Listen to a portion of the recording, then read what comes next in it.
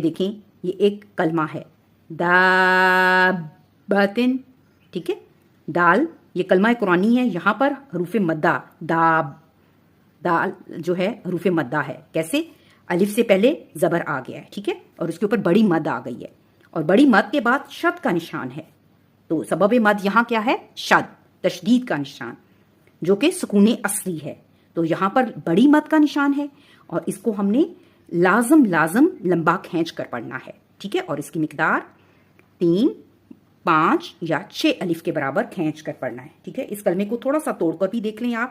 دال زبر الف، دا با کے اوپر جزم ہے، شد کے اندر 2 لفظ چھپے ہوئے ہیں، ایک جزم والا اور ایک حرکت جو اس کے اوپر ہے، ٹھیک ہے، اور اس کے بعد با زبر با اور تا 2 زیر 3، ٹھیک ہے. اب اس کو جب ہم ملائیں گے تو دابتن، ٹھیک ہے، دابتن.